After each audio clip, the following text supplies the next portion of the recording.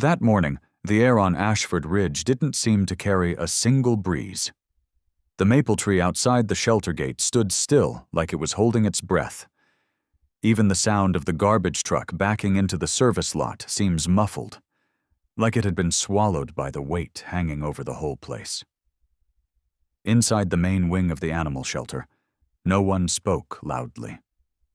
The sound of hurried footsteps on old tile floors played like a muted metronome, repeating the same wordless rhythm of exhaustion and overload. 4 staff members for nearly 80 dogs and cats. The phones never stopped ringing. A hallway light kept flickering since Monday. No one had time to change it. Troy Haskins, the newest hire, hadn't been there 10 days. He wheeled a cart of food trays toward Kennel Row 3. His face was flushed, not from the heat, but from another sleepless night, covering for a no-show, and being yelled at 3 times that morning for screwing up the vaccination schedule. Sweat slid from his forehead to his jawline, soaking into the edge of a crumpled surgical mask. In one hand, he held a long plastic tool, flat at the tip, the kind used to nudge animals back when cleaning their pens. Ranger lay in the far corner of Kennel 37. No barking, no whimpering, just stillness. Eyes open, but unfocused. His coat, gray-black like mountain soot, was matted in patches where water hadn't dried. His ears stood half-raised, eyes sunken into the back wall, avoiding every movement beyond the bars. Ranger had been dropped off 3 days ago. No microchip, no collar.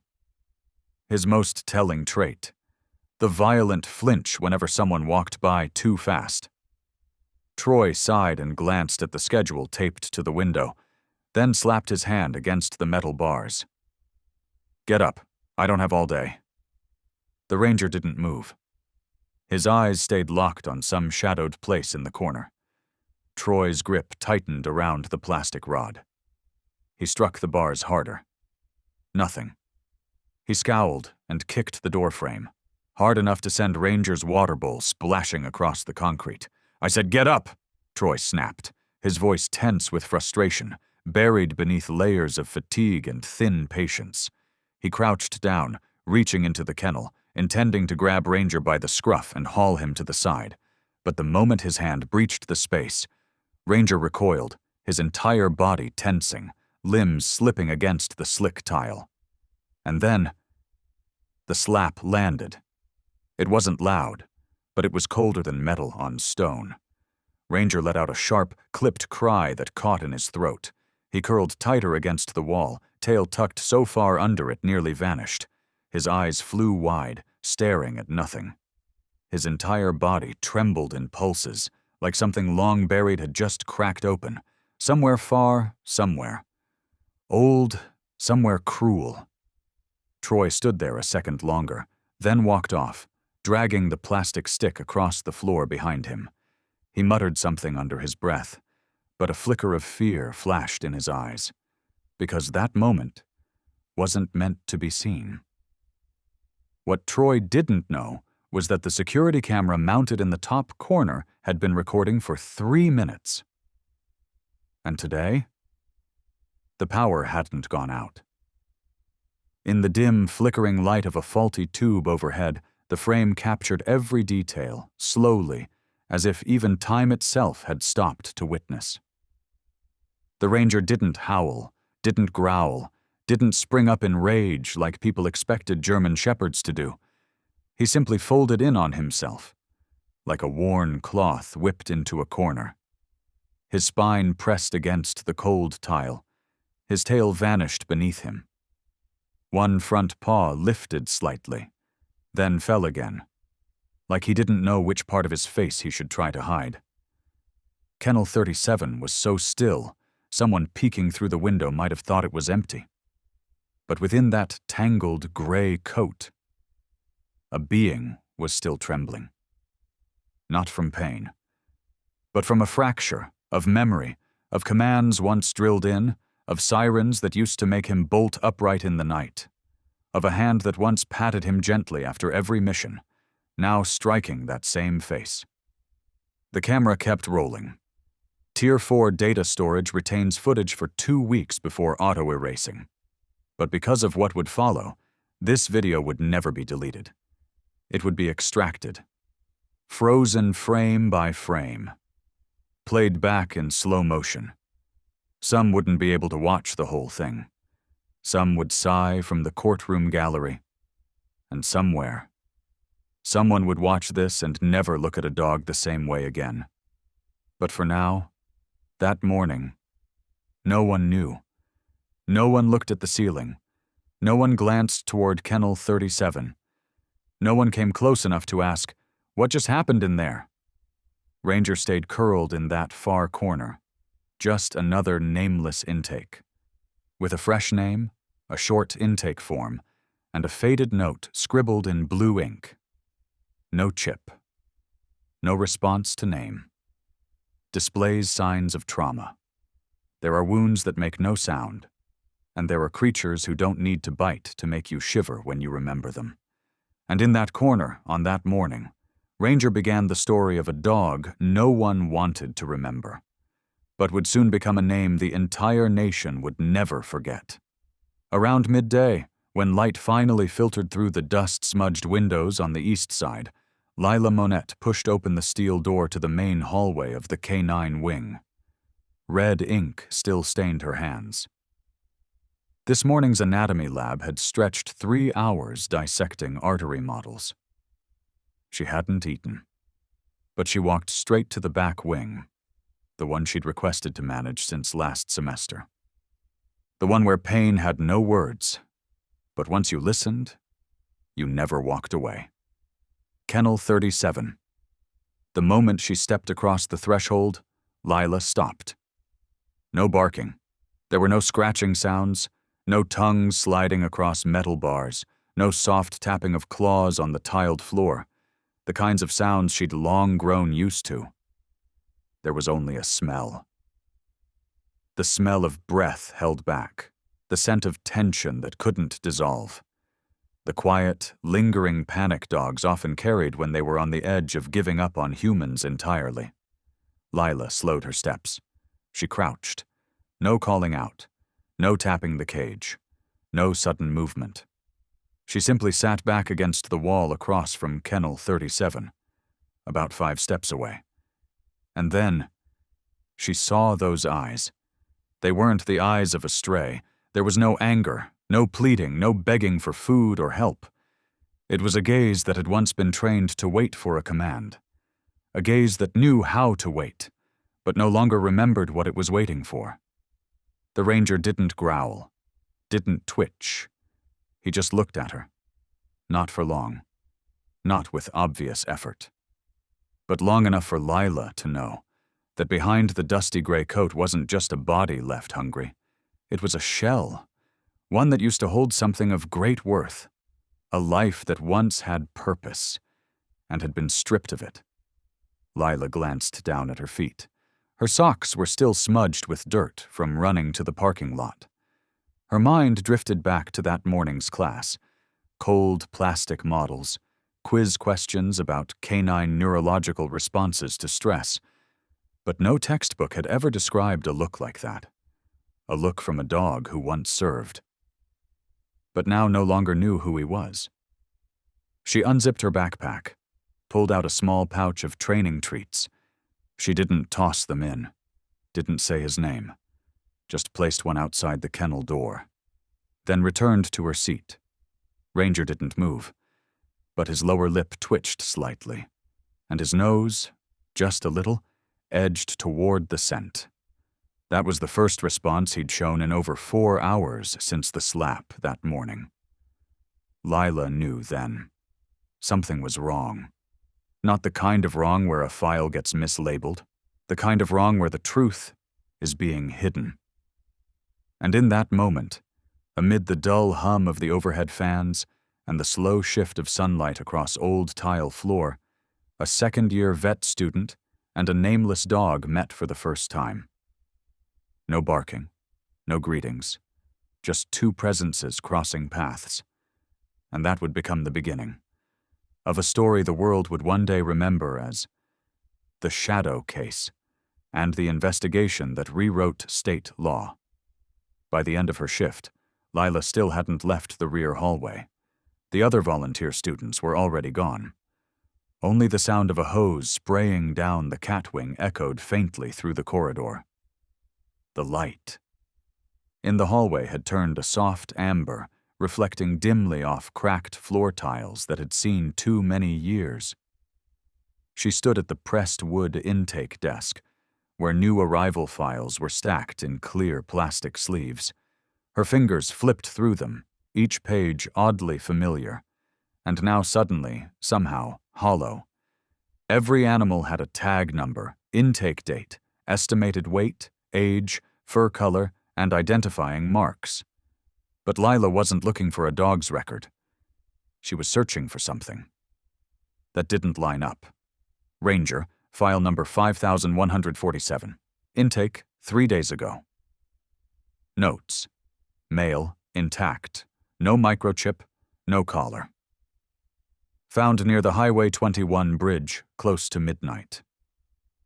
Condition: mild malnourishment, no visible injuries, slow to respond to human voice, startles easily with sudden contact. Lila stopped at the line. No visible injuries. She crouched and peered through the kennel bars where Ranger lay, his belly turned away. And there it was, a pale scar running from his right shoulder down across his ribs. The scar was old, faint, unless caught by the slant of the light. But for a second-year vet student like Lila, it wasn't a scratch. That was surgical, and a cut like that wasn't made on a stray. She reached for her phone, opened her notes app, snapped a quick photo from the angle. Not to escalate anything. Not yet. But something inside her stirred. Ranger shifted. Lila froze. But there was no retreat, no signs of panic. He simply lifted his head, eyes still directed toward her, but not looking at her exactly. It felt like Ranger was listening to something beyond her. His ears flattened, then angled subtly. A faint siren in the distance, one of the security carts making its round through the main gate. And in that instant, Ranger stood, not in fear, but in familiarity. Posture straight, head low, front legs tight together, eyes locked on the direction of the sound. That wasn't instinct. That was training. Lila held her breath. The stance lit up something in her memory. A K-9 unit in a training vest. A dog responding to field commands. She'd seen that exact still frame last week, in an animal psychology lecture. A police dog in profile, reacting to the sound of a siren. Her heart thumped faster. She flipped Ranger's file back over. The printed ink had begun to fade. But the final line still stood clear. No notable response behavior. She sat down. Slowly. Extended her hand, inching it toward the cage. The Ranger didn't flinch. Instead, he lowered his head, didn't growl, didn't bark, and moved one front paw just slightly, closer, like he was waiting. For a signal.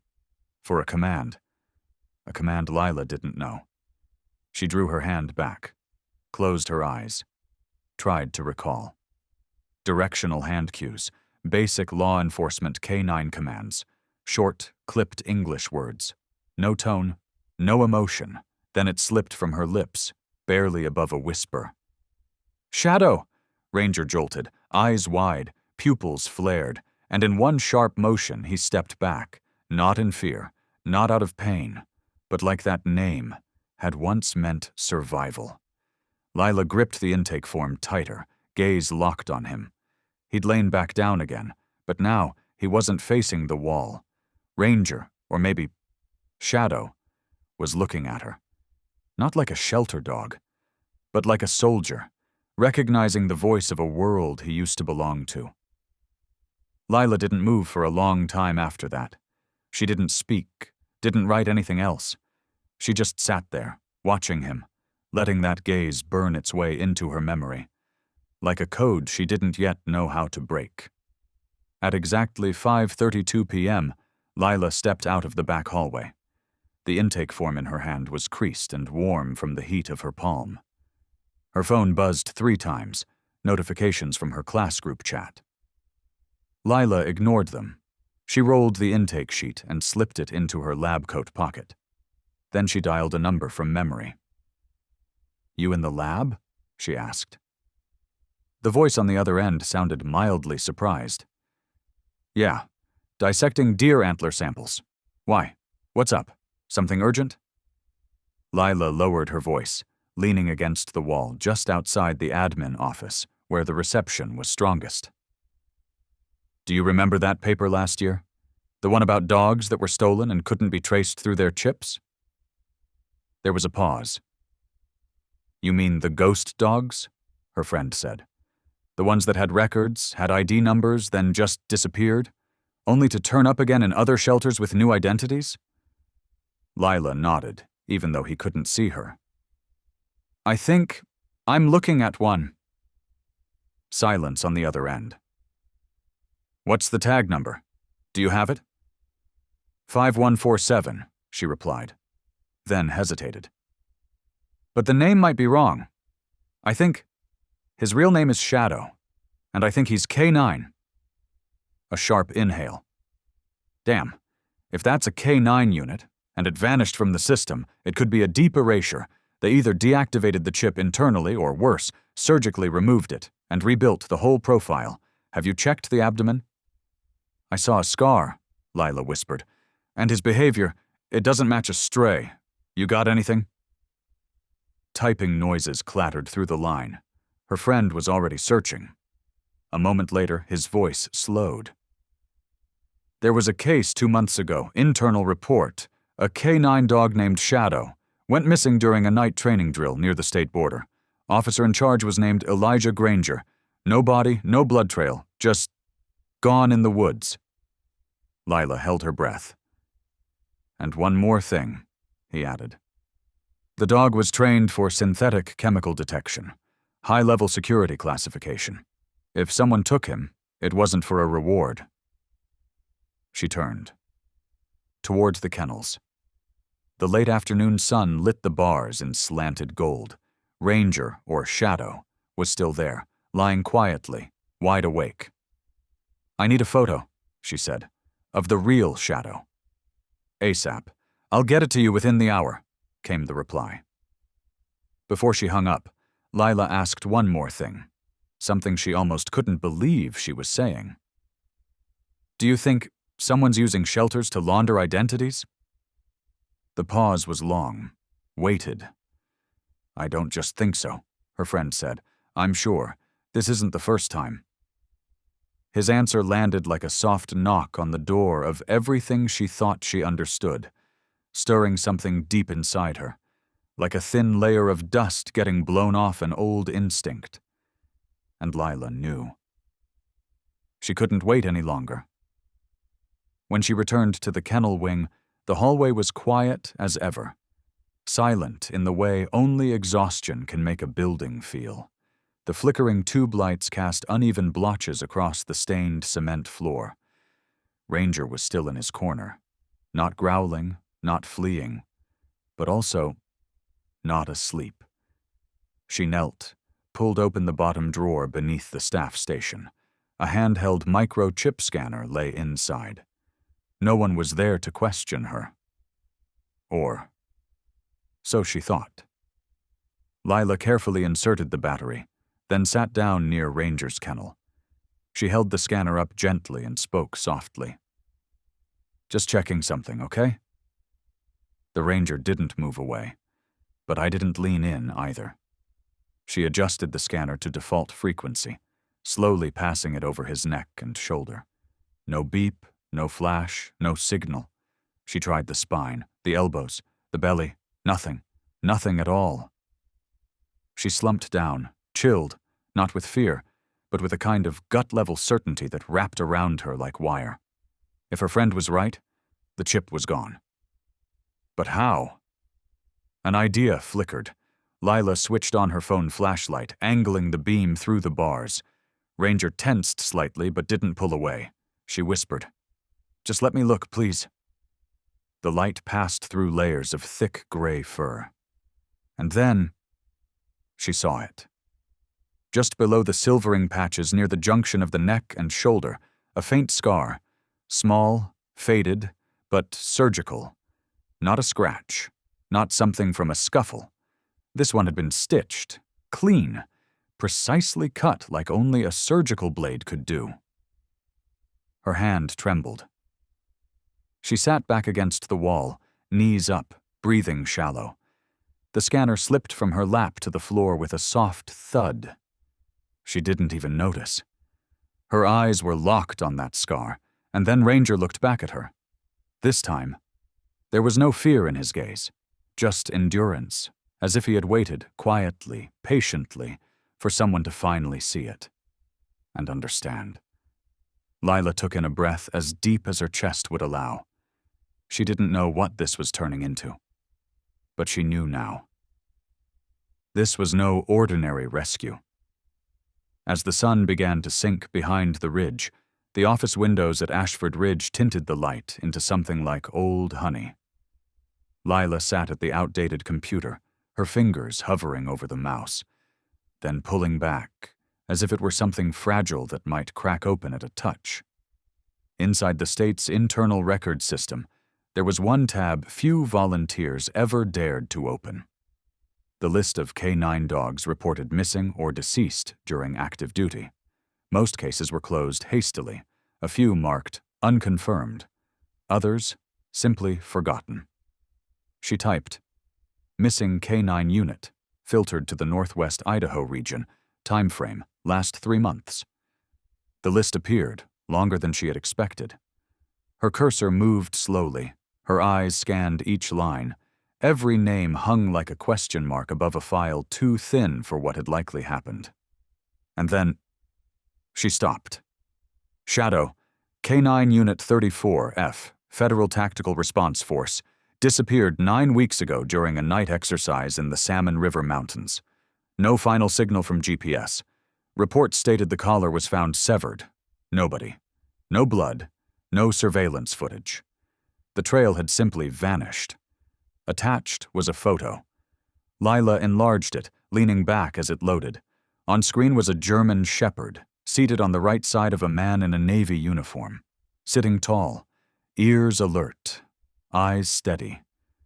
There was a dark patch on the dog's right shoulder, noticeably different from the rest of his coat. Lila looked down at the photo she'd snapped of Ranger an hour earlier, the one she'd sent to her friend. She began comparing features, one by one. The arch of the brow, the distance between the ears, the markings around the nose, even the subtle tilt of the head whenever someone elongated a word. The resemblance was breath-stealing, and more than that, on Shadow's right hip in the photo, there was a faint, crescent-shaped scar. Lila had seen that same mark earlier, when Ranger had laid on his side, an old scar, faded by time, but impossible to mistake. Her hands began to tremble. Her heart raced, but her mind became strangely calm. Like everything from today was finally clicking into place, the last pieces of a puzzle long buried beneath a layer of invisible dust. Shadow was never lost. Shadow didn't wander off. Shadow had been brought here, name wiped, chip removed, past erased. But the memories, they stayed. And the eyes, they remembered. Lila stood and walked to the window. Outside, the sun was bleeding across the concrete, lighting up the cracks like something buried was about to be revealed. She pulled out her phone and walked back to Ranger's kennel. "Who are you?" "What did they do to you?" she whispered, too softly for anyone else to hear. The Ranger didn't respond. He simply lifted his head, then lowered it. Again, like that single glance was louder than any bark ever could be. Lila sank down beside the kennel wall. The hallway outside had gone still, like the world itself was holding its breath with her. Her phone glowed in her palm as she searched the name she'd just seen in the file.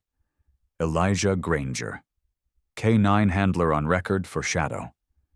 There was no phone number listed, but Lila knew where to look. She opened her Vet Student Network app, the one that connected shelters to police departments, K9 academies, animal rights groups, and behavioral experts. In the K9 handler registry, the name Granger E appeared. Sparse details. Formerly with the Federal Rapid Response Unit. Withdrew from duty following Shadow's disappearance. Current location: Boise, Idaho. No personal contact, just one secure email address used for urgent K9 communications. Lila didn't hesitate. She opened the voice recorder app, propped her phone on the edge of the kennel door, aimed the lens at Ranger, who sat quietly under the yellowish light, that faint scar casting a shadow of its own. In the video, just over 1 minute, Lila didn't say much, just a whisper. I don't know for sure if this is Shadow, but his eyes, his posture, his reflexes, the scar, they all point to one thing. Please, look closely. She attached the video, the photo, the intake form, then hit send. Subject line: urgent, possible identity suppression, Shadow K9 under name Ranger, sent, screen darkened. Lila sat frozen, unable to check whether the message had been read. 1 hour later, with the last light of day trailing across the window glass like silent ash, her phone buzzed. A single reply appeared. Coming. Do not let anyone move him. Tell no one. Lila clenched the phone in her hand, not out of fear, but because deep inside, she knew something big was about to break open. Outside, night was falling fast, blanketing the facility in a silence that felt loaded, like the pause before a story turns. But inside one quiet kennel at Ashford Ridge, a dog was still awake. Ranger, or Shadow, was not sleeping. He was waiting. And this time, not for a command, but to finally be called by his real name. Nearly 300 miles south, in a small wooden house tucked deep in the Boise woods, the light from a laptop flickered against foggy window panes. Elijah Granger stared at the video Lila had sent. The image was too familiar, too painful. The dog in the frame wasn't just similar to Shadow. It was him. The body curled slightly to one side, ears twitching at the faint sound of metal brushing the floor, legs gently tucked, always just barely flexed, as if ready to spring up the moment a command was given. And those eyes, that gaze couldn't be faked. Elijah said nothing. He sat upright and reached into a drawer, pulling out a cloth-wrapped bundle of documents, the last pieces of Shadow's life before that night he vanished. A training report, a DNA sample, and one old photo, taken on the day Shadow completed his solo chemical response certification. In the image, Elijah was kneeling beside him, one hand resting gently at Shadow's neck, while the dog stared straight into the camera, his eyes bright, as if trying to say something only Elijah could hear. He placed everything into a worn leather satchel. There were no weapons inside. But he brought his federal ID and one critical document, an official designation granting retrieval and identity verification rights for special forces. K9 units. The sky was still dark. A low mist draped over the mountain roads. But Elijah didn't stop. The silver pickup truck slipped through the icy curves of the forest highway like it was skating through memory. Each gas station he passed carried the quiet weight of something unspoken. He didn't turn on the radio. He didn't call anyone. The only words ringing in his mind were 3 simple ones. He's still alive. When he reached Ashford Ridge, the clock had just ticked past 9 a.m. The morning sun laid a pale gold wash over the center's gravel yard. Cold light, but steady. Elijah stepped out, his hand firm around the leather satchel, and made his way toward the back hallway without needing directions. Lila was already there. Her face pale from a sleepless night, but her eyes are sharp. She said nothing, just nodded and pointed to the last row of kennels. Elijah walked forward, and in the fourth kennel to the left, where sunlight slid through a narrow window slit, Shadow was there. No bark, no whimper, no dramatic leap, like someone might expect in stories about reunions. Only for a moment, one silent, suspended second when their eyes met, and time broke. Shadow rose to his feet. Slowly, step by step, as though retracing the pieces of a memory long buried. Elijah stopped at the bars, his eyes red for the first time in 2 months, not from the cold. His hand tightened against the steel. Shadow. One word, softer than breath. And then, without the door opening, without needing a second call, Shadow stepped forward. He pressed his head against the cold iron and let out a sound, a low, fragile whine. It wasn't pain. It was something breaking open. Elijah dropped to his knees. His forehead leaned against the same bars that separated them.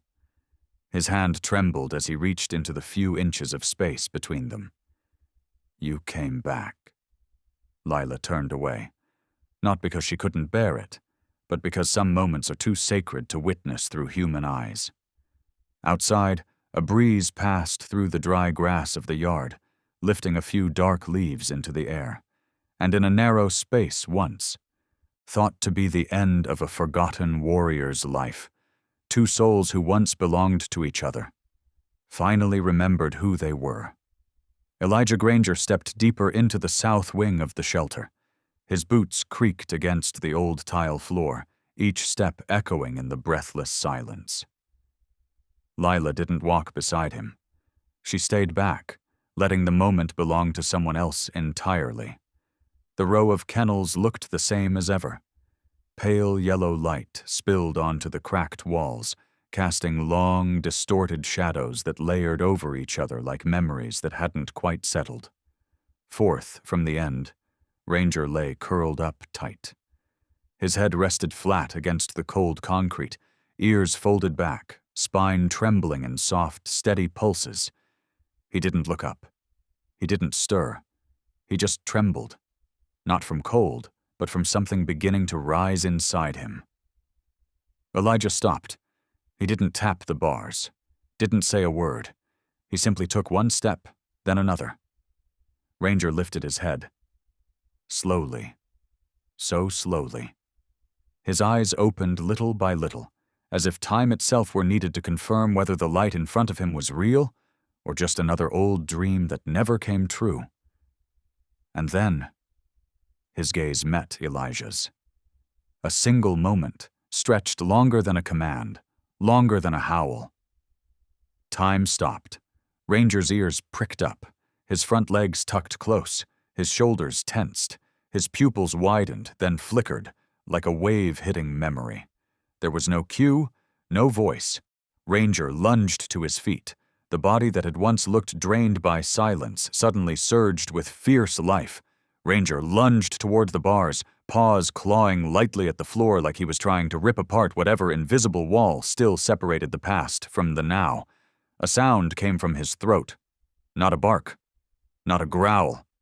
It was a howl. Low. Deep. Carried far. Not a howl of threat but of release.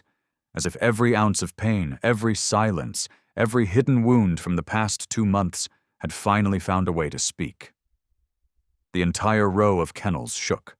Other dogs perked their ears. Some barked, some whined.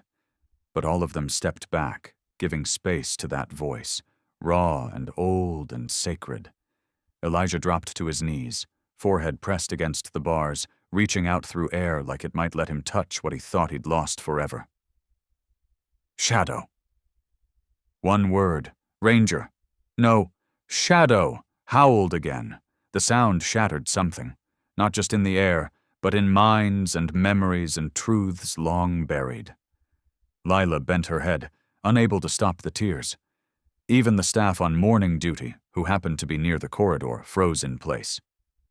For the first time, They saw a dog who didn't need to say anything, didn't need to prove anything, and still made an entire space fall still just to listen to the only thing that mattered in a world full of noise and forgetting, a name, and a love that had never been lost.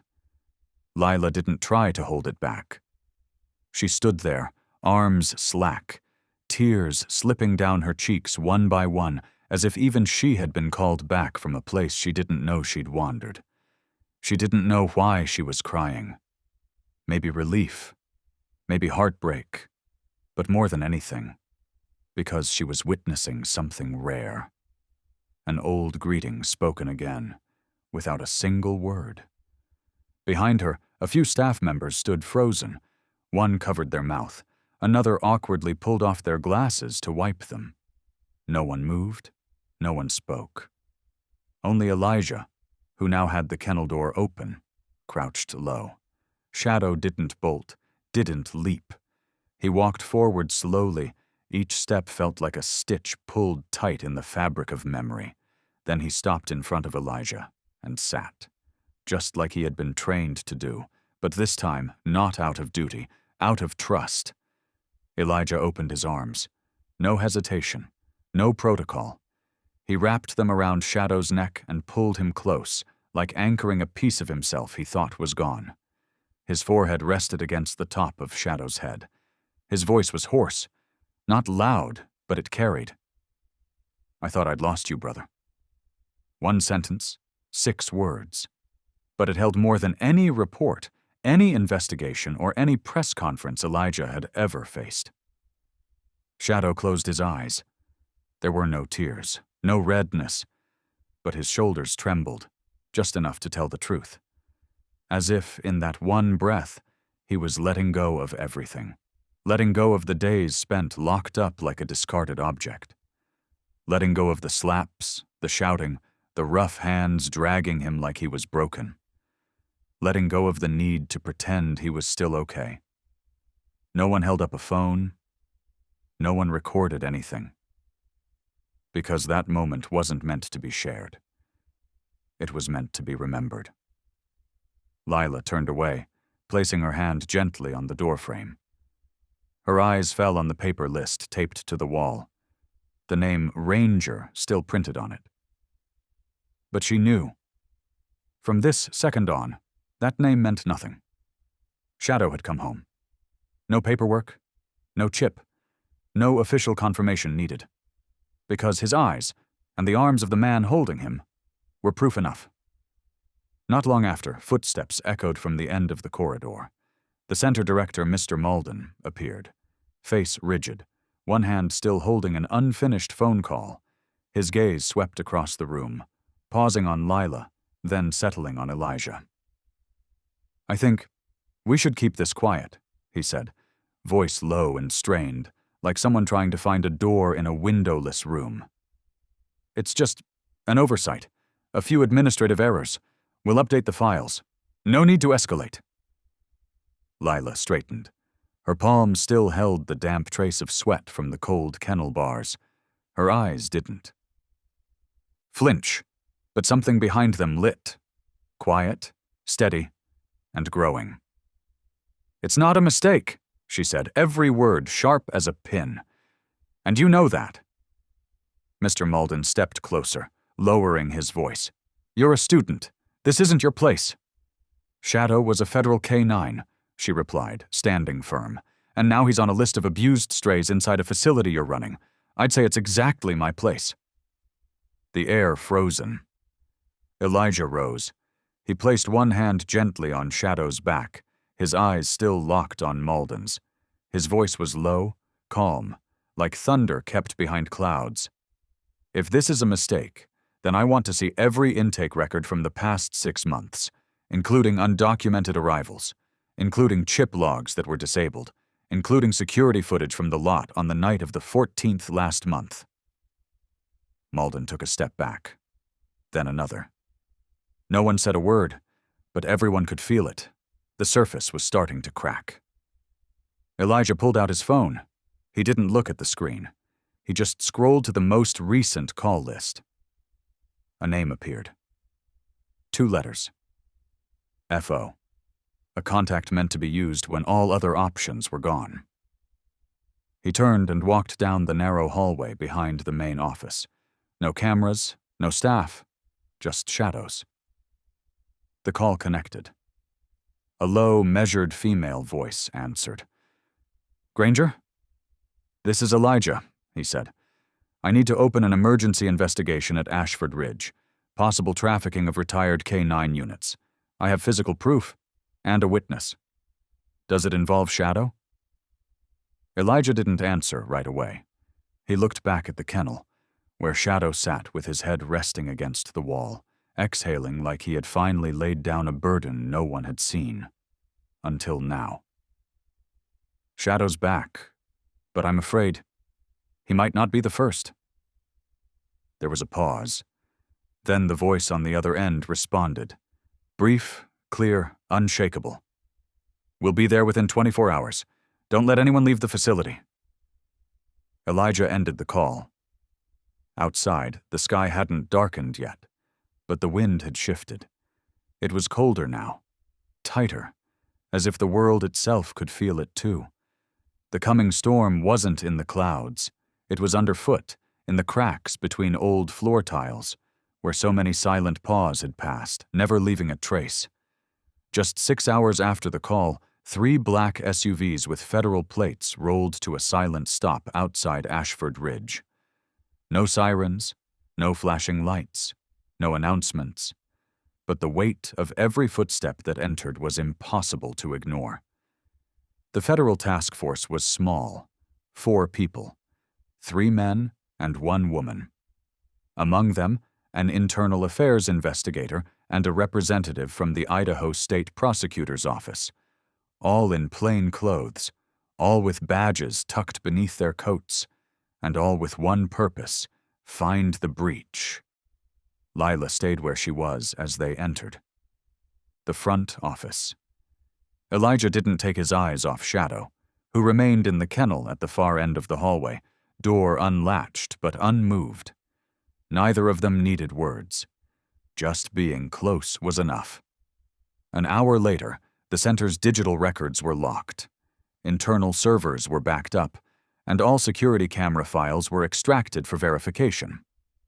A federal tech officer plugged an external drive into each terminal, line by line cross-referencing access logs with the timestamp of Shadow's intake, back when he was still listed as Ranger. That's when the discrepancies began. One intake form listed the arrival date as the 17th. But the system showed the file was first accessed on the 22nd, 5 days before. A time jump. Impossible. A health screening form bore a vet's name, but the signature was uneven, scanned, with no matching physical copy. When compared to the original samples, the forensic examiner quietly concluded, likely a digital fabrication. But the room went completely silent when the video played. It was a clip from a blind spot camera in the back lot, an area often overlooked because it was usually reserved for supply deliveries. Timestamp: 1:16 a.m., just one night before Shadow's recorded intake. A gray, unmarked van appeared. 4 figures stepped out. One opened the rear. A large metal crate with wheels emerged, draped in a black cloth. No voices. No hesitation. Every move was rehearsed, mechanical. As they rolled the crate toward a side entrance, bypassing all official intake zones, the video glitched for a split second, then returned. And in those final blurry frames, you could just barely make it out. A trembling gray shape inside the crate, and eyes that could not be mistaken. It was Shadow. A federal agent turned toward Mr. Malden, the center director, as the video ended. His face had gone pale, his hand gripping the edge of the desk as if it were the only thing keeping him upright. "Can you explain why this footage wasn't included in the center's official report?" asked the state prosecutor, her voice even but sharp. Mr. Malden swallowed hard, eyes locked on the floor. I don't know. Maybe a system error." There was no error, the tech cut in. The original file was renamed, labeled Internal Training, moved to a temporary folder, and hidden using basic scripting. That's not an accident. No one spoke, but the silence now weighed heavier than any formal charge. In the hallway just beyond, Lila sat on a wooden bench, holding a thick stack of intake records from the past 3 months. Every page she turned revealed another flaw. Inconsistent handwriting, mismatched ink, intake dates altered with different pens. Some dogs weren't even listed in the National Registry. She looked down the hall, toward Shadow. He was, lying with his head resting on Elijah's foot, eyes gently shut, ears still alert. He wasn't sleeping. He was listening. Listening to how humans speak when they're dealing with truth. Listening as the truth began to stir. The next morning, a short bulletin quietly appeared on a local forum. Ashford Ridge Center under federal lockdown. Suspected involvement in K9 tampering case. No photos, no details. But just 3 hours later, a video surfaced on an anonymous account. Its title in all caps, The Night File. The clip was a splice from the rear lot's night camera, but this time, with captions marked on each frame. In the footage, Troy Haskins appeared, dark jacket, baseball cap, sliding open the van's side door, while another man, thin, gloved, masked, pushed a steel crate from the back of the vehicle. No audio. But the footage spoke volumes. Troy never looked at the camera, but he motioned sharply to the other man to move quickly. Moments later, he stepped up to the side entrance of the shelter, scanning in with a staff badge meant only for management. When the door opened, yellow light spilled across the concrete, and just as it did, the crate was rolled inside. Inside that crate, a shape curled up, gray fur stark beneath a loose black cloth. For one brief second, as the hallway lights hit, a pair of eyes flashed, and the internet stopped. It was Shadow. The clip went viral fast. Within 6 hours, it was everywhere, from Reddit to Twitter, from animal rights pages to major news networks. Reporters set up camp outside Ashford Ridge. Local residents gathered with signs, "Bring truth to Shadow," and "Dogs are not commodities." Media outlets began asking, who was the man with Troy? No staff records matched. The logs listed a night shift worker named Collins, but he swore he'd never interacted with Troy outside of daytime duties. When the center's board was pressed for a statement, Director Malden declined. A junior spokesperson issued a brief reply. "We are cooperating with authorities and have no further comment." But the world had seen. And this silence was its own confession. Online activists began combing through months of intake records.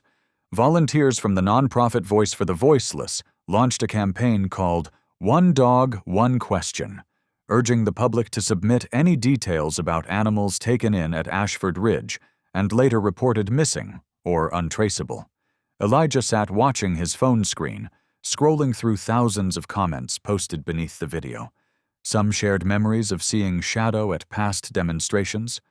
Others uploaded photos, shots taken at last year's anti-narcotics event in Boise. One picture showed Shadow sitting proudly in uniform, children surrounding him. The country began connecting the dots. And Troy? After the video aired, he disappeared. Police issued a formal summons, but his dorm supervisor said Troy had filed for unpaid leave 3 days prior. His car was later found abandoned at a lot just outside town, unlocked, personal items untouched. But his phone and wallet were gone. Lila stood at the glass window outside the conference room, watching the FBI sift through reports. Her hands trembled, not from fear, but from the quiet flood of realization that what once lived only in her doubts had now become fact, verified, public, undeniable.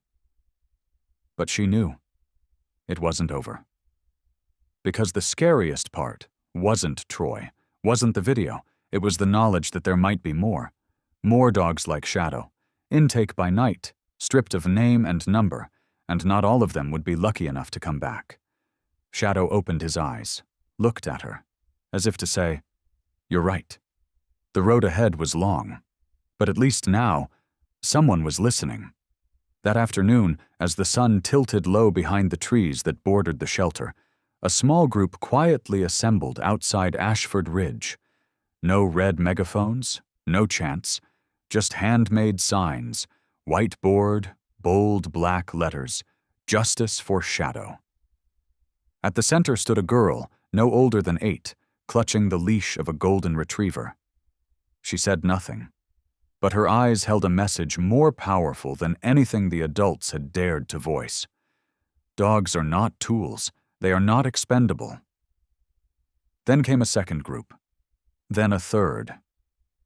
By dusk, over 100 people had gathered. Former shelter workers, veterinary students, ex-K9 officers, and strangers with no connection at all, just the simple conviction that if a dog who had once saved lives could vanish so easily, what hope did the others have? On social media, the hashtag number Justice for Shadow hit trending status in less than 4 hours. Major outlets like CNN, The Guardian, and BuzzFeed News all reposted the now iconic night footage, alongside a still image of Shadow. His eyes, once mere proof, had become a symbol. In Chicago, a street artist spray-painted Shadow's face across an old brick wall, with the words, "You left a mark we can't erase." The mural spread like wildfire online, and within a day, similar artworks began appearing in Seattle, Denver, New Orleans. Inside the steel fence of Ashford Ridge, Elijah stood still, watching as the crowd outside swelled. In his hand was Shadow's old training leash, the same one he'd used during drills, searches, missions. But today, he didn't clip it onto Shadow's collar. He laid it gently on the shelter steps, like a quiet message. "You're not a subordinate anymore. You're a witness." Beside him, Lila walked with a thick report clutched tightly to her chest, a compilation of over 30 intake files with mismatched records across the past 6 months. The pages were creased, ink blurred in a few places from tears, but the truth was still legible and ready to be handed over to the state. A young reporter from a local TV station ducked under the rope line to approach Lila. She didn't say much. Instead, she handed the journalist 2 photographs. The first, Shadow on the day of intake, his eyes empty, haunting. The second, taken that morning, Shadow lying beside Elijah, ears softened, the tension in his jaw gone. His gaze serene, as if, finally, he believed someone would protect him. That night's special broadcast played the story from start to present, from Troy's first slap to the midnight van footage, from forged papers to tear-stained testimonies. And then, the screen cut to the protest at the shelter's gate. Hundreds standing in silence, holding signs that read, "Shadow is not alone." The FBI sent formal notices inviting Elijah and Lila to speak at an emergency state hearing, one focused on reforming the animal rescue system, improving oversight of K9 intake centers, and pursuing criminal charges for identity laundering, abuse, and illegal repurposing of service dogs. When Elijah received the letter, he simply nodded. He wasn't surprised. But he knew. Not everyone gets the chance to speak their truth. Not every human. Not every dog. Shadow looked up at him. That gaze no longer trembled. It was steady now. Calm. As if ready to step into the light, even knowing that what lay ahead would be another kind of battlefield. 2 days before the official hearing in Boise, a full medical evaluation was conducted at the state's veterinary forensic facility. Shadow arrived in a specialized vehicle, accompanied by handlers and calming equipment tailored for working dogs who had experienced trauma. The exam room was held in complete silence. When the doors opened, a faint scent of antiseptic mixed with citrus from a diffuser filled the air, softening the sterile tension. Shadow walked in without a leash. His steps were slow, but every movement was steady. Dr. Nora Feldman, a seasoned specialist in rehabilitating severely wounded war dogs, oversaw the evaluation herself. She didn't rush. She didn't issue commands. She simply sat on the floor, palm outstretched, offering trust without pressure. Shadow lowered his nose gently into her hand, then sat. The physical exam revealed no new injuries, only old scar tissue around his shoulder and neck, likely from the surgical removal of a tracking chip. But what followed shocked even the most hardened specialists. While inspecting samples of fur, skin, and claws using plasma cell separation technology, they detected traces of a tenacious chemical compound, commonly found in environments dealing with synthetic narcotics, especially fentanyl and its opioid derivatives. On the center claw of Shadow's rear left paw, they found a minute presence of butyryl fentanyl, not enough to threaten his health, but more than enough to confirm direct exposure. What floored the room was this. The isotope analysis from fur near his neck showed a chemical match with a recently dismantled illegal lab in western Idaho, one the police had long suspected of targeting canine units during raids. Shadow had disappeared just days after that mission. Dr. Feldman didn't need to speak.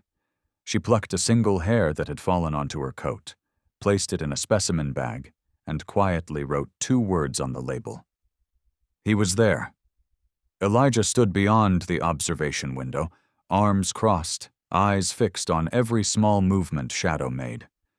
He had always known Shadow had walked through hell, but he hadn't known that hell had walls built by men, infused with poisons invisible to the eye, wrapped in silence, and sealed by people willing to sacrifice even a dog's life to keep secrets buried. The final report was delivered straight to the state's investigation unit. It included DNA confirmation, a 99.87% match with federal K9 Shadow's original file. There were no doubts left. Shadow wasn't just a victim of identity theft. He was a living witness who had walked into the belly of a crime ring and came back carrying enough evidence to reignite a national investigation. As the staff packed up their equipment, Shadow quietly exited the room. The transport door opened, but he didn't climb in right away. Instead, he turned back, looking at the exam room. Not with fear, but with something else. As if he had just left behind a piece of memory no one should ever forget. Then he stepped into the van. Head high. Gait is calm. Because this time, he knew no one could erase him again. On the way back to the hotel, Lila sat in the rear seat with Shadow lying beside her, his head resting gently on her knee. His breathing was steady but not fully relaxed. She looked out the window, watching the landscape slide by like a movie played in reverse. So did her mind. A memory returned, one from her earliest days at Ashford Ridge. That day she had carried her old olive backpack, the one vet students used for field practice. Inside were files, latex gloves, and a sample packet borrowed from the university pharmacy lab. It was a mock scent reference used for training animals to recognize dangerous narcotics. Harmless, sealed in foil. She hadn't meant to stop by Ranger's kennel that day. Back then, no one had called him Shadow yet. But as she walked past, Ranger suddenly stood, eyes wide, ears pointed, nose twitching. He didn't bark, didn't growl. He just moved. Leaned forward slightly, nose pressing toward the base of her backpack. Right where that sample had been stored. At first, Lila assumed it was the smell of snacks, but when she shifted the bag behind her back, the Ranger turned with it, eyes sharp, not panicked, but alert. Pure instinct, trained instinct. It stopped her cold. No ordinary dog reacts to the smell of sealed documents, and certainly not the way a fentanyl detection K9 does. Now, in the quiet of the van, her hand stroked the thick fur at the base of Shadow's neck. A part of her wanted to say, "I'm sorry, I should have realized sooner." But she didn't speak. She just rested her palm on his head, feeling the heartbeat beneath. Steady, unbroken, still whole after weeks buried under a false name. Shadow looked up suddenly and licked her wrist, soft, gentle. No blame, no bitterness, just understanding. And the need to be heard. At the hotel, Elijah was waiting in the lobby. He stood when he saw Shadow come in. Emotion played across his face. But instead of calling out or giving a command, he stepped back and held the door open. "You don't need orders anymore," he murmured. "You know where you're going." Upstairs, Lila placed her backpack on the desk. And for the first time in weeks, she unzipped the bottom compartment. She pulled out the old foil packet and laid it flat on the table, directly in front of Shadow. Shadow approached, sniffed. A faint flicker passed through his features. Then, he sat. No bark, no alarm, just presence, but the eyes, those eyes were the clearest confirmation. It had the same scent, the scent of the place that once locked Shadow away, the scent of what stole his real name. The scent of pain was so deep, no one could deny it now. Just one strand of fur, one trace of chemical residue, one memory stirred from dead skin cells, and a network once thought untouchable had begun to crack. Following the exam, the forensic team's report was sent directly to FBI headquarters in Boise. While the media still circled the buzz around the stolen identity dog and the upcoming hearing, a special task force of 3 senior agents was dispatched to Ashford Ridge. They moved quietly, but they wasted no time. They didn't start with Shadow. They started with what had clung to Shadow. The chemical traces embedded in his fur and claws, cross-referenced with data from the drug lab takedown in Twin Falls, revealed something more alarming than expected. That lab wasn't operating alone. From the compound's unique chemical profile, they traced the supplier.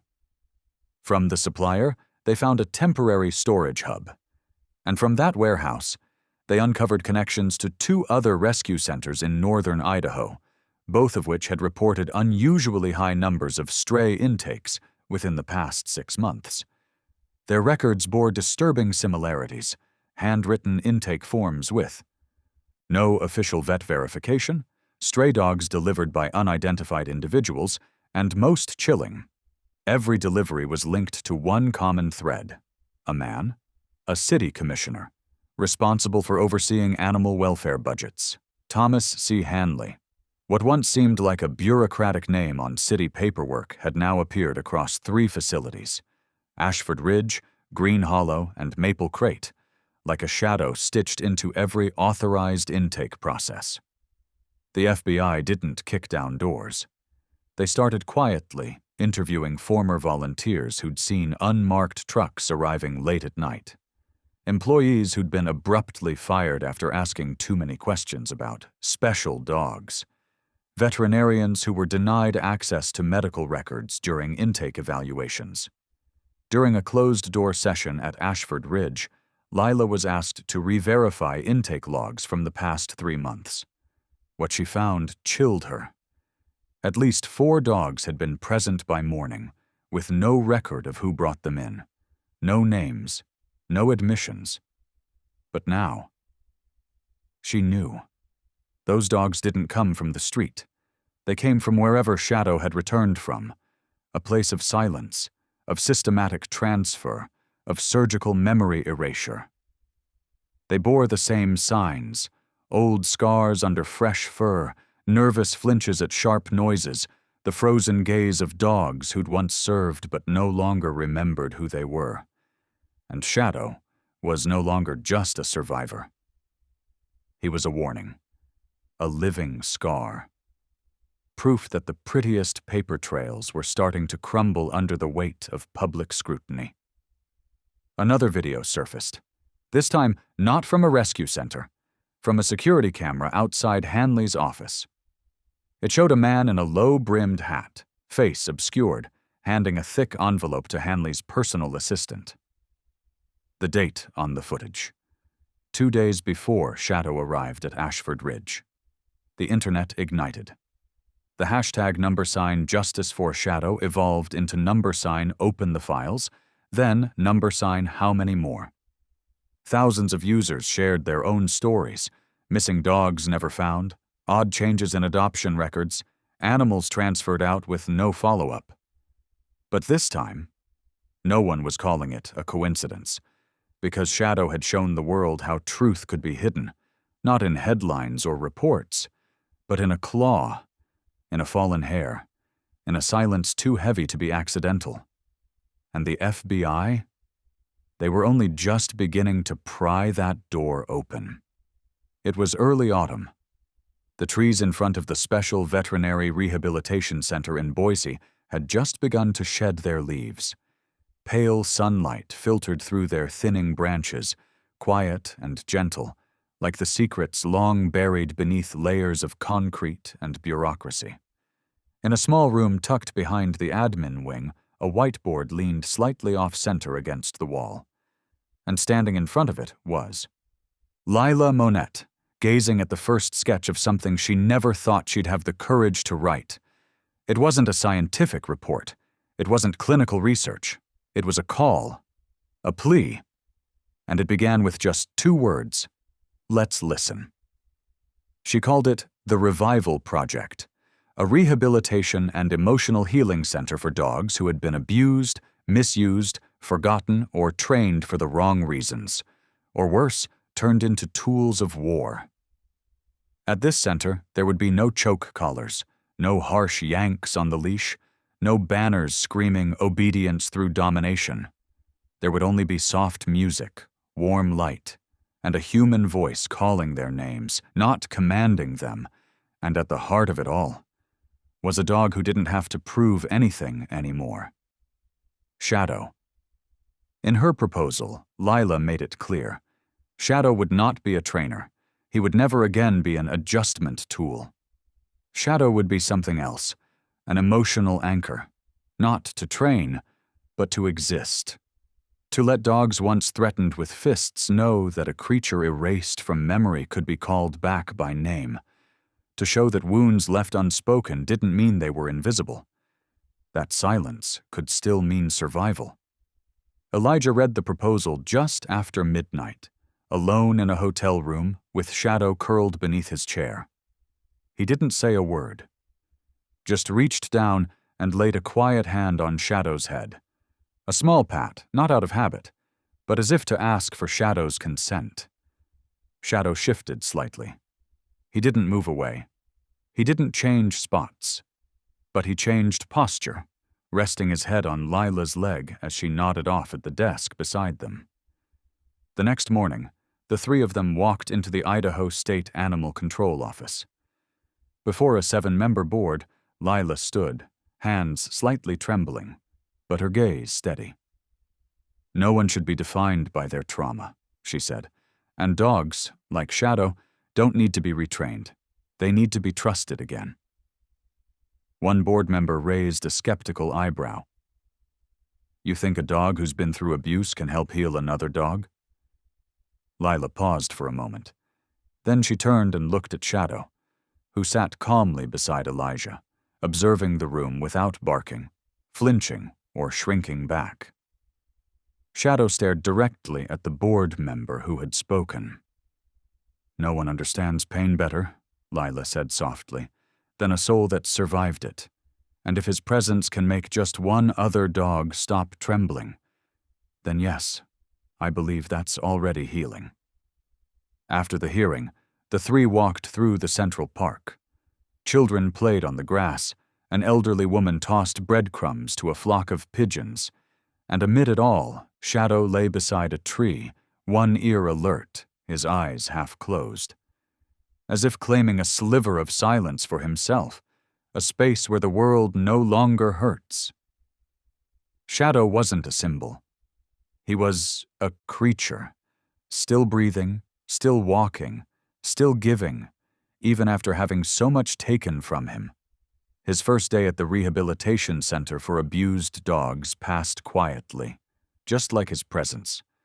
No photographers, no ribbon-cutting ceremony, just doors being opened, one by one room at a time, where souls curled in corners like questions nobody had ever tried to answer. In the third room, a boxer named Kip lay close to the wall, ribs visible beneath patchy fur, red eyes sleepless and haunted. Kip had once been bred and trained for dogfighting. People said that every time a door slammed, Kip trembled, as if each knock signaled another round of violence. That day, Shadow walked in.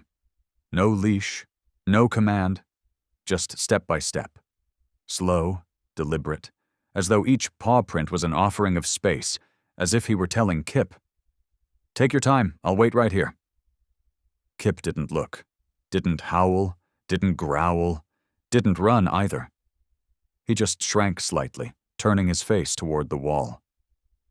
Lila sat outside the observation window, heart tightening gently, because she had seen this too many times. That same reaction, so familiar to creatures who no longer believed in the world beyond the glass. But Shadow didn't stop. Shadow didn't come close right away. He just stood in the middle of the room, then laid down. No sound, no signal, just presence. 15 minutes passed. Lila was about to rise when it happened, so quietly it almost didn't belong to this world. Kip turned his head. Not fast, not sharp, but as if pulled by something slower than any instinct to defend. His eyes landed on Shadow's shadow cast on the floor. And then, a quiet miracle. Kip pushed up on his front legs, trembling, wobbly, but he stood. Lila didn't dare breathe, didn't dare blink. Shadow remained still, only lifting his head slightly, not moving forward, not backing away, as if to say, "You can." Kip took one step, then another. His nose touched Shadow's back. No biting, no flinching, just a touch, as if the world had just confirmed that both of them were still alive. Lila opened the door. She walked in slowly, knelt down, palm open, facing Kip. She didn't call, didn't wave. Kip looked at her. 1 second. 2. Then lowered his head and let his nose gently touch her hand. For the first time. No one said anything. No one needed to, because what had just happened was the language of healing. Shadow quietly got up, walked toward the door and looked at Lila. He didn't ask for praise, didn't wait for a pat. He just looked as if saying, "There are so many more like him." But today, at least one made it across a line that humans once set. That afternoon, Lila wrote in her report, "Shadow completed his first rehabilitation session, not with technique, not with training, but with presence. Simple, complete, wordless. And in a place once called a transit point for animals considered worthless, a new life had just been named, not as a therapy, but being beside a creature who knows how to survive after pain." News about Shadow spread faster than any criminal report. Not because of the investigation, but because of the way a single dog, who didn't growl, didn't bark, didn't appear on TV, made thousands pause and look into a system they had ignored for too long. When the pilot proposal named Project Companion reached the Idaho State Police, the director didn't reply right away. He simply nodded when he read, "Shadow helped another dog rise, not through training, but through presence." Soon after, at an internal hearing, Elijah brought a file, not thick but precise. No injury photos, no details of Shadow's captivity, just Lila's report, and a few wordless video clips.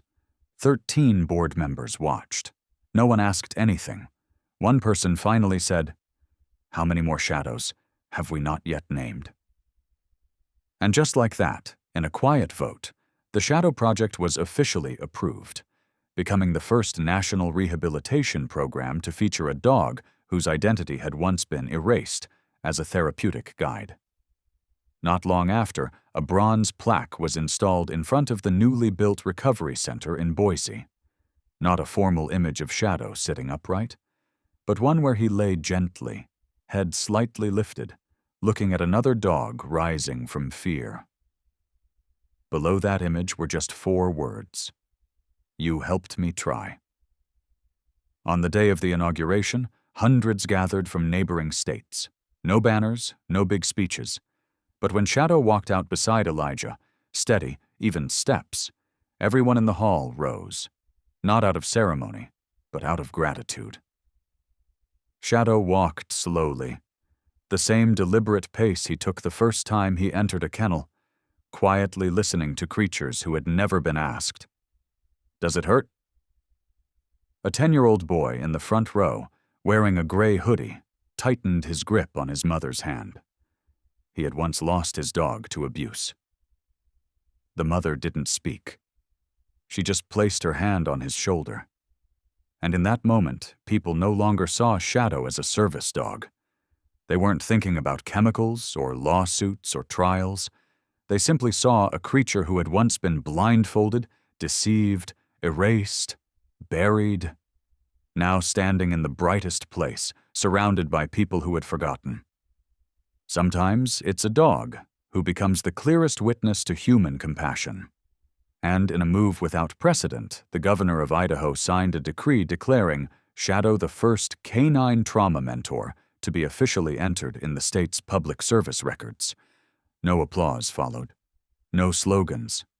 But as Shadow turned, his eyes scanning the room, and he gently placed his paw on the wooden platform engraved with his name, everyone present understood.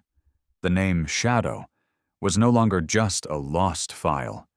It had become a call for hundreds of other beings to finally be allowed to live as themselves.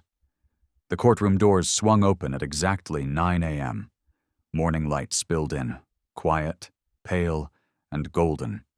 And with it came a dog, not hurried, not boastful, but steady.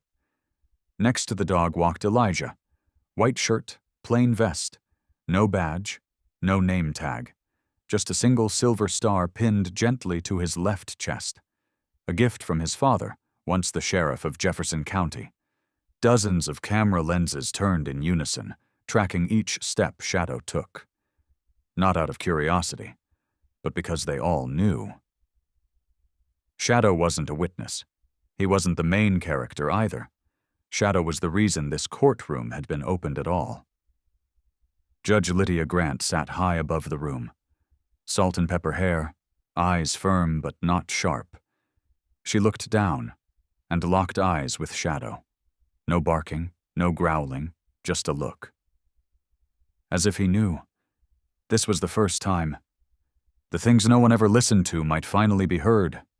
Not in words, but in the silence of a dog who had once been forced into voicelessness. Does the prosecution consent to the dog's presence as a witness support animal for the duration of the hearing? Judge Grant asked, voice even. The prosecutor nodded. The defense did not object. Back row. Lila sat frozen, not from fear, but from something stirring deep in her chest. Because with every step Shadow took towards the stand, it felt like justice, real justice, not the kind on paper, was getting closer. Elijah reached down and gently stroked Shadow's back, whispered, "You ready, old friend?" Shadow didn't reply. He simply lifted his head, stepped forward, and the sound of his paws on the old wood floor felt like something waking up. Not a nightmare, but a memory of cold hallways, of never being called by name. This time he wasn't a forgotten dog. He was a presence, not to fight, but to be seen. During the first half of the hearing, Shadow lay still beside Elijah, in his place, like a true canine witness companion. Each time a traumatized witness took the stand, especially the 2 rescue workers who'd been threatened for refusing to process a night drop intake. Shadow would press his nose into their palm. Hold it there for a few seconds. No handler told him to. No command was given. But Shadow did it anyway, as if his existence alone was enough to remind the world, even a being stripped of its identity, could still become an anchor for truth. Judge Grant watched closely as a forensic vet presented test results showing traces of chemical agents in Shadow's fur, agents linked to a string of illegal pharmaceutical operations. The judge nodded slowly, not because the evidence was overwhelming, but because she knew paper, data, DNA, those only confirmed. But the story came from the one being in the room who could not lie, and that was stronger than any testimony. When the morning session adjourned, people began to leave, but Shadow stayed. He turned his head, looked at the stand, then looked at Lila, standing far back, hands clenched around her lab coat pocket. Their eyes met for a brief second. "No, we did it. No, we won." Just one silent question neither said aloud, but both could hear clearly. "How many more still have no name?" Then the courtroom screen came to life. No music, just footsteps, heavy ones, echoing down a concrete floor. And then the image, raw, unedited. Troy Haskins, pale blue uniform, holding a leash, dragging a dog who didn't want to walk. No growling, no resistance, just a dog, head low, limbs stiff as if waking up from a strange, distant dream. And then, the slap. A sharp, cold crack. The dog's head jerked sideways, hit the metal gate. No blood, but not a single person in the courtroom mistook what that moment felt like. A woman in the front row broke down crying, her hand covering her mouth. Beside her, a man clenched his fists so tightly his knuckles turned white. A small child sat quietly in her mother's lap, ears covered by gentle hands. Her wide eyes didn't fully understand, but fear had already begun to settle in. Shadow didn't look away. He sat there, directly in front of the screen. No flinching, no reaction, as if he was forcing himself to relive it, so no one else would dare look away again.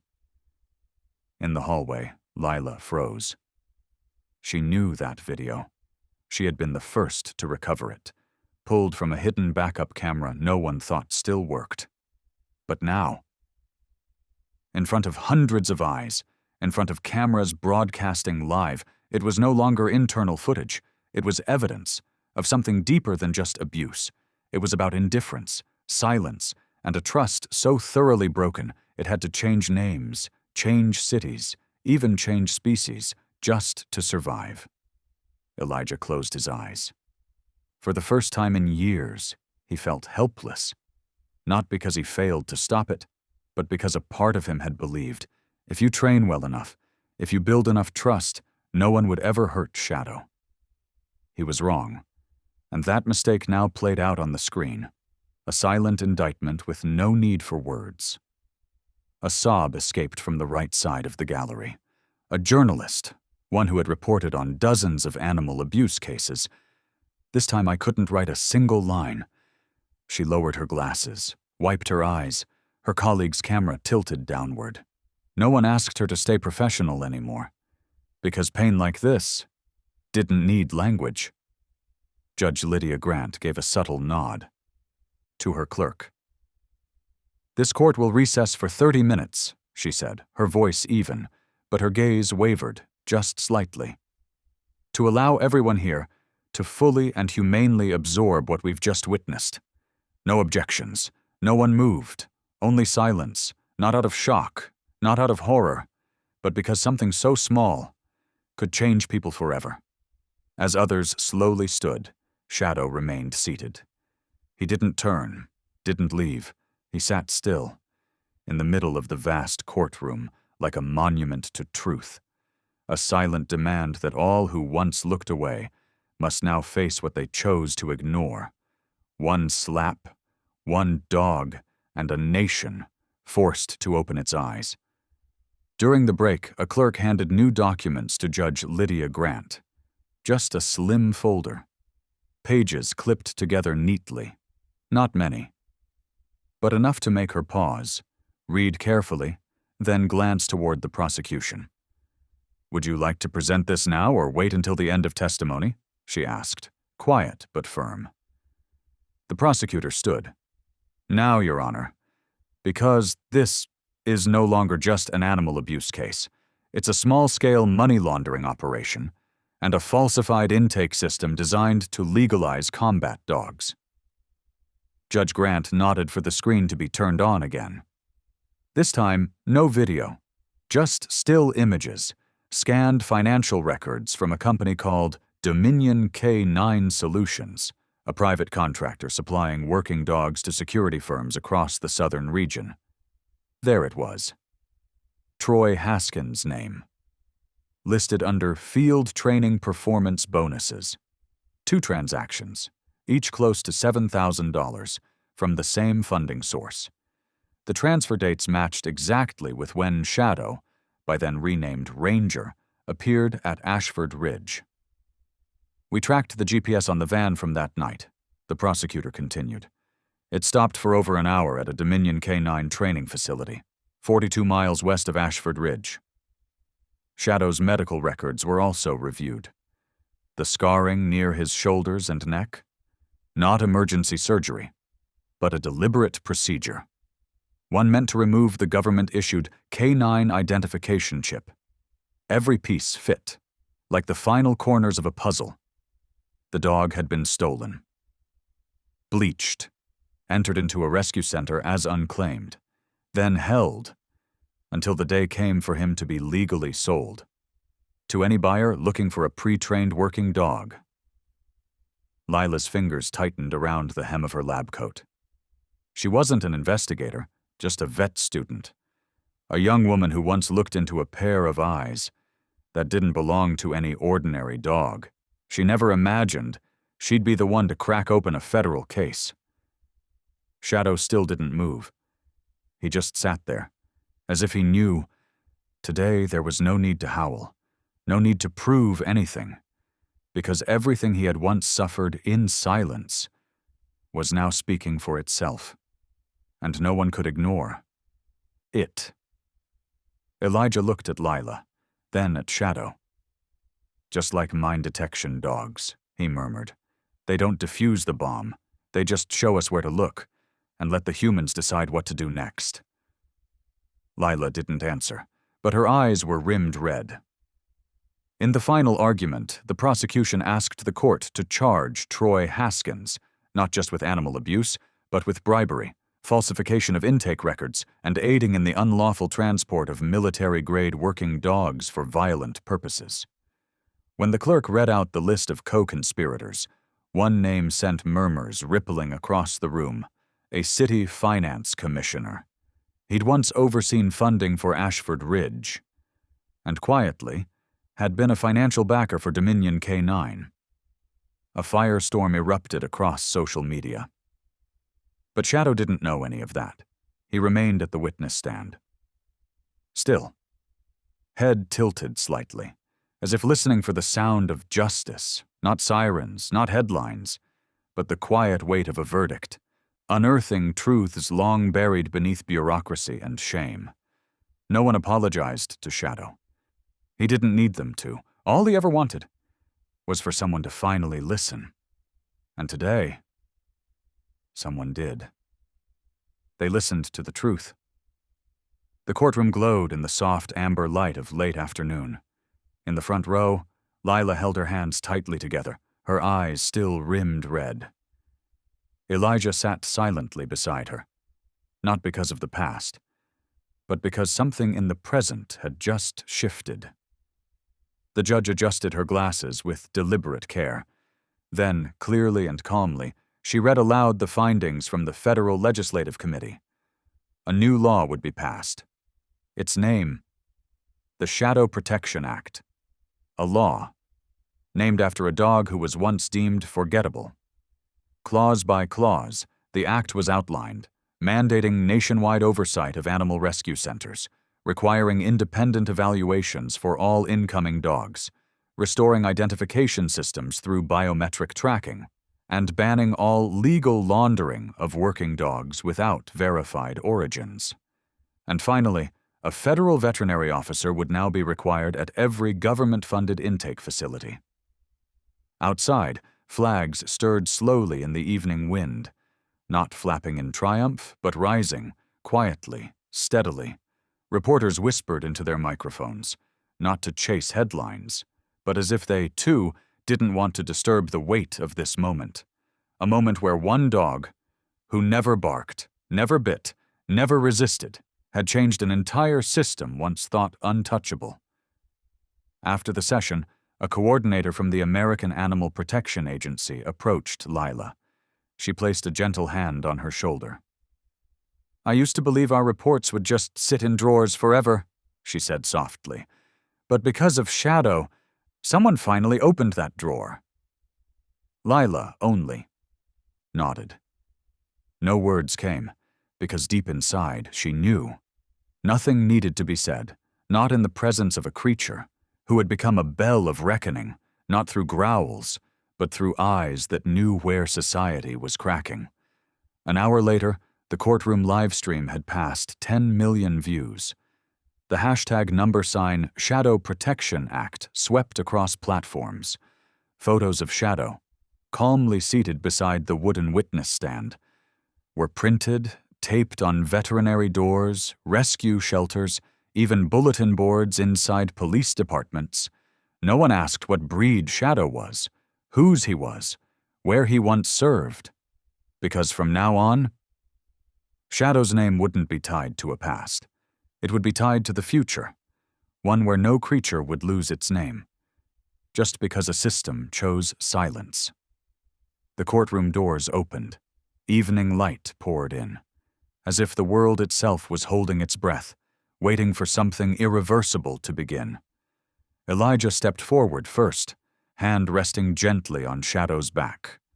The dog walked slowly, not proud, not fragile, but with the quiet steadiness of one who had suffered deeply and still chose to walk forward. Shadow lifted his head, glanced to both sides, not searching, just sending a message. "It's time to open your eyes, not just for me, but for all who were once treated as if they had no voice." And somewhere near the back of the crowd, a child tugged at her mother's coat. "Mom, why was that dog allowed inside the courtroom?" The mother leaned down, whispered gently, just loud enough for her daughter to hear. "Because he changed the law of an entire nation." Over a year later, at the former site of Ashford Ridge, once a holding facility for discarded dogs, a new gate rose, forged from stainless steel. No decoration, no fanfare, just 6 plain words, engraved without embellishment. The Shadow Project, National Center for Canine Recovery and Justice. No red ribbon, no fireworks, no grand unveiling ceremony, just a hallway. Spotless, white, leading into a sunlit building where soft footsteps echoed gently in the still air. The sound of claws tapping against smooth tiles. Shadow. No longer a witness, no longer evidence, no longer a victim. Shadow, now, was the first ever guide dog at the National Center for Canine Recovery and Justice, a facility dedicated to dogs who had been abused, stolen, or stripped of identity. It was built on the very ground where Shadow had once been beaten, caged, and forgotten, where winter rain once soaked into concrete stained by silence. But now, the chain-link kennels are gone, replaced by open-air recovery spaces, grassy fields, tree canopies, therapy zones with water, soft soil, and sunlight. Each morning, small packs of dogs were taken for walks through the hills. No leashes, no commands, and leading. Them all was Shadow.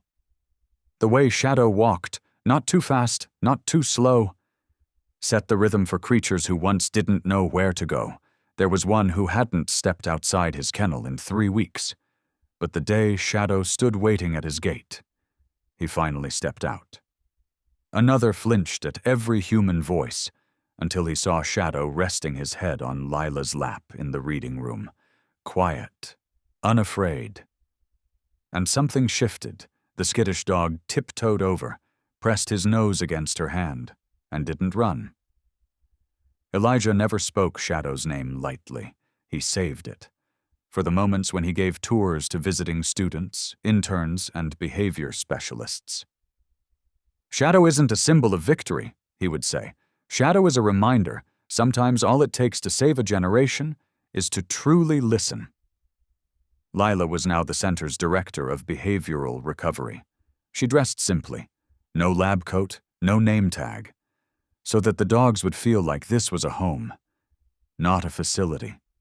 On the first day the welcome sign went up, Lila and Elijah sat quietly under the maple tree behind the main building. Shadow lay beside the steps, asleep, his face turned toward the sun. She asked, "Do you think, if that camera hadn't been working that night, would anyone have remembered him?" Elijah didn't answer right away. He bent down, ran his hand gently between Shadow's shoulders, over the old surgical scar, now faded into a soft ridge of time. Then he said, voice low and steady, he'd still be remembered. Maybe not by the whole country, but by the first person who chose to see him for who he truly was. Shadow gave a slow wag of his tail. Didn't open his eyes. The wind swept through the grass. Children's laughter rang out from the visitor center, where young guests listened to the story of a dog who changed a national policy. At the entrance to the center, a small sign stood low to the ground, eye level for children. Made from reclaimed wood, it carried a single, quiet sentence. "We don't rescue dogs. We help them be called by their real names." Not far from that sign stood a new bronze statue. Simple, weighty, no human figure, no names carved into stone, just a German shepherd. Ears alert, head tilted ever so slightly, eyes cast in smoky-colored glass as if listening the way Shadow once did, and still does. There were no reporters at the dedication, no long speeches, no politicians in suits and ties, just Lila, wearing a simple brown jacket, and Elijah still in his old, weathered coat, arm draped gently around Shadow's neck. Shadow stood between them. Still, not tense, just present. Catching the breeze, eyes distant, as if remembering something that couldn't be put into words. A navy blue scarf was tied loosely around his neck. The same kind was once used to identify retired, federal K-9s. But today, it meant something more. It wasn't a mark of service. It was a promise that no dog, no matter how broken, would ever have to stand alone in the dark again. Elijah bent down, whispered something into Shadow's ear. Lila couldn't hear it. She didn't need to, because in that moment Shadow's eyes said everything. No tears, no drama, just a quiet stillness. The kind that comes when a soul knows, after everything lost, peace is what remains. The wind picked up, lifted the sheer cloth off the statue. No applause, just a soft breath, like the world blinking slowly, finally ready to face what had long been hidden. The statue bore no inscription of honor, no gold letters spelling, "In memory of Shadow," no medal, no flag, just a small plaque beneath the pedestal. 4 simple words, "So they can be seen." Lila ran her hand gently down Shadow's back. Fingers paused at the faint scar on his shoulder, a quiet ridge that no longer hurts. Just a reminder that the past can't be erased, but it can be healed. Elijah turned toward the mountain. The sun dipped behind the pines, spilling golden light across the grass like a promise. He said nothing. Didn't need to. And under the statue sculpted in his image, Shadow stood. Ears up, eyes forward. Front paw just slightly lifted as if ready for a new journey. But this time he wouldn't walk it alone. At the far end of the parking lot, a school bus pulled in, its brakes letting out a gentle hiss. A group of elementary school kids stepped down, their laughter bubbling through the warm afternoon air. One boy, brown-haired, a little paint smudged on his sleeve, ran ahead of the others. He held a crumpled drawing in both hands, a hand-drawn picture of a dog with kind eyes and a navy scarf. He ran straight to the statue, paused, and held the picture up to Shadow, not expecting a reaction, not needing one, just a child's quiet way of saying hello to a silent hero. Shadow looked at the boy and gently wagged his tail. No one had taught Shadow to do that. No command had been given. Because sometimes once you've been called by your true name, that's all it takes for a soul to remember how to be kind to the world that once forgot you. But what made the press call it a miracle wasn't the wag of Shadow's tail. It was what happened just a few hours later. Inside the recovery wing, down a cool tiled hallway from the memorial garden. There, in a quiet enclosure, lived a black dog named Eli, much smaller than Shadow. His body was a map of scars, his coat patchy and worn. Since the day he was brought in from a forgotten suburb, Eli hadn't stepped a paw outside his open-air kennel. Born blind. He had spent 3 years standing still, or curled in a corner, where a rusted chain had once bitten into his neck, until it bled. No one approached Eli, not because he was dangerous, but because Eli didn't know how to trust anyone. Lila once told Elijah, maybe he'll never leave that kennel, not because of his body, but because whatever door once existed inside him is already gone. So when Shadow turned off the familiar trail, left the therapy courtyard behind, and slowly walked toward the recovery kennels, no one stopped him. No one dared to. Elijah stood behind the observation glass, still, watching, as if sensing that some reunions require no introductions.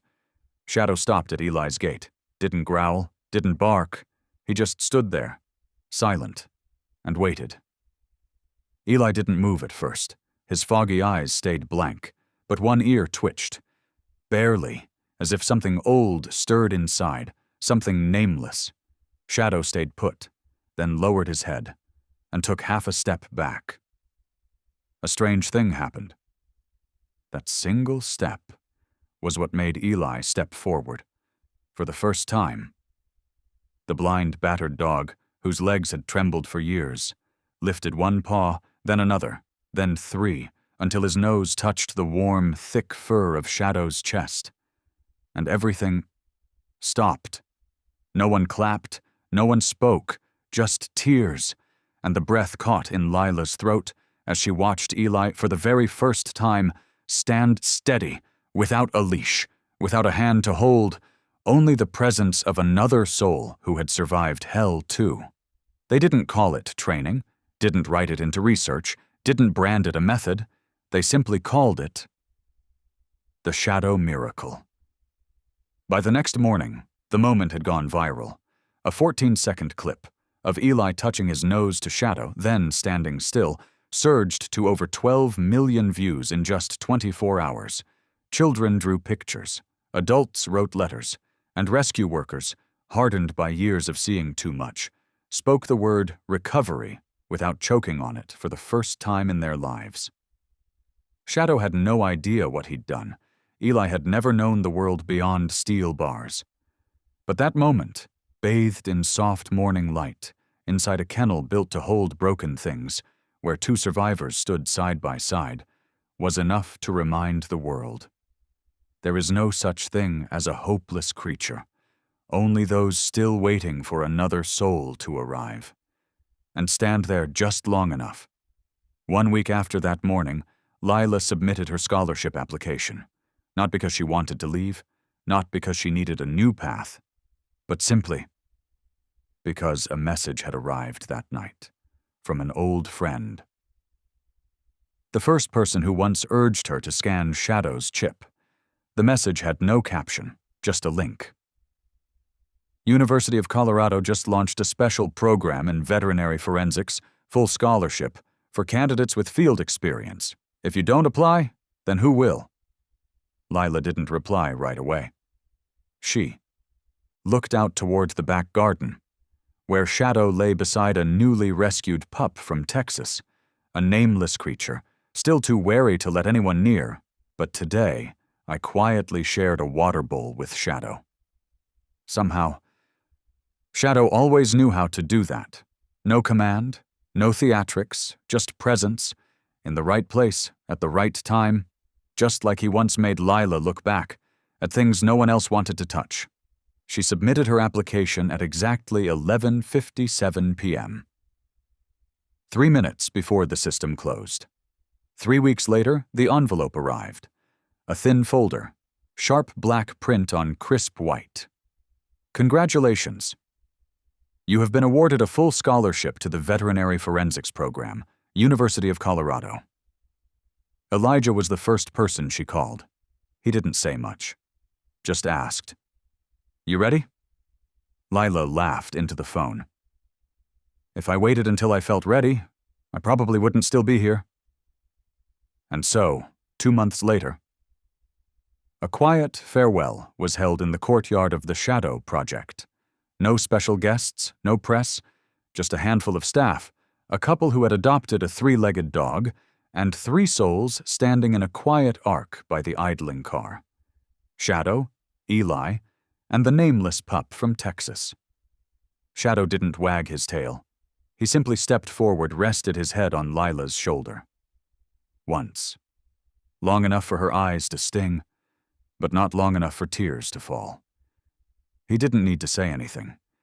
He knew that from this moment on, someone out there would speak for those who could not. Elijah didn't go with her. He stayed, because just that week, the Federal Department of Homeland Security had formally invited him to join a new task force specialized in tracking, recovering, and investigating human rights violations involving service animals. He didn't put on the old uniform, didn't need a nameplate, just a small patch on the new jacket, a silhouette of a dog standing beside a person, with flames fading in the background. That symbol, they called it, the recovery footprint.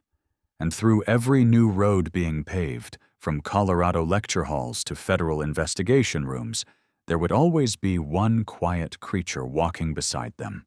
No leash, no commands, just one thing: to be called by his true name, Shadow. That afternoon, sunlight slid across the rough, unfinished planks of wood, spilling gold across the red-brown soil of a world. Slowly healing. In the back garden of the Shadow Project, a worn blanket was spread beneath an old maple. A tree whose bark had once witnessed despair, now holding space for something no one wanted to disturb. Shadow lay there, head resting gently against the side of a small pup rescued 3 days ago. A blind creature born into darkness, chained for 3 straight years in the back corner of an illegal training compound. The puppy didn't bark, didn't whimper, but one tiny paw reached out, lightly touching Shadow's foot, as if searching for the warmth of something no one teaches but everyone hopes to receive: safety. Lila sat on the nearby steps.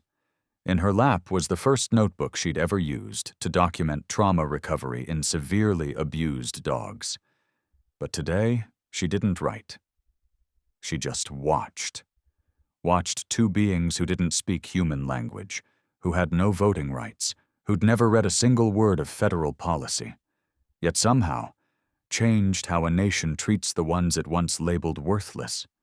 The wind stirred, and with each rustle of leaves, time seemed to slow, to stretch open for those who once looked away, who got it wrong, who called a soul by the wrong name to finally make it right with a simple act of kindness. Elijah stood in the distance. He didn't enter the frame. He didn't need to. Because just seeing Shadow's eyes, no longer watchful, no longer afraid, closing softly in calm, steady breaths, he knew what needed to be said. had already been spoken. No lecture, no debate, just one dog once erased, now finally called by his real name, and lying still. No longer scared. Somewhere in the city, people have started whispering about the shadow miracle. Not as a miracle, but as a reminder.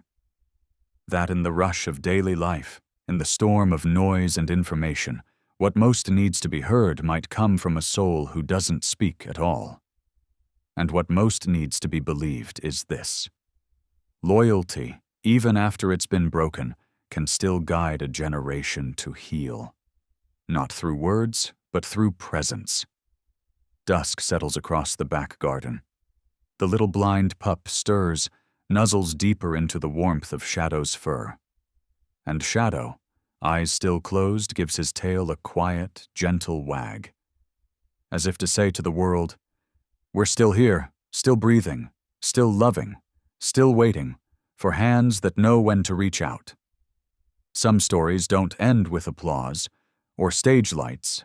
They end with a look peaceful, still like the way Shadow lies beside the little dog who's never seen daylight, saying nothing, proving nothing, and yet making the whole world stop and listen. Because sometimes the most extraordinary things don't come from strength or status.